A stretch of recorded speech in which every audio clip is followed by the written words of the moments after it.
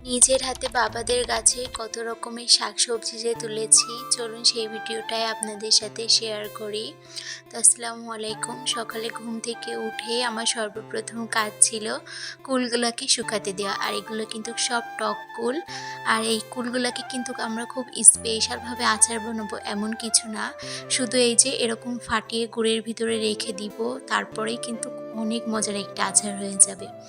আর এই যে এখানে আমার আব্বুদের ছাদে একটা লাউ গাছ হয়েছে, আর মাশাআল্লাহ তাতে এত বেশি লাউ হয়েছে, তোমরা তো দেখতেই পাচ্ছ প্রত্যেকটা ডোগায় ডোগায় লাউ হয়েছে।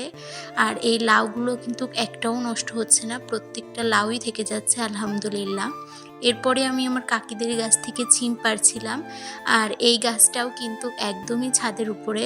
তারপরেও দেখো মাশাআল্লাহ কত সিম হয়েছে, আর এখানে কিন্তু মাত্র একটা গাছই ছিল, আর সেই একটা গাছ থেকে কত কত সিম হয়েছে দেখো।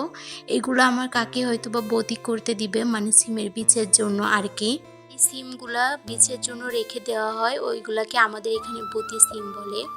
আর এইদিকে আমার অনেক দিন ধরে থানকুনি পাতা চচ্চড়ি খেতে ইচ্ছা করছিল ছোট মাছ দিয়ে।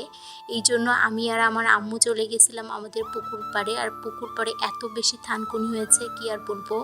এই ভিডিওটা তো বেশ কয়েকদিন আগে, তখন এমন ছিল আর এখন এত বেশি হয়েছে, তো সেটাও তোমাদের সাথে শেয়ার করব। তো এই ছিল আমার ছোট্ট একটা ভিডিও।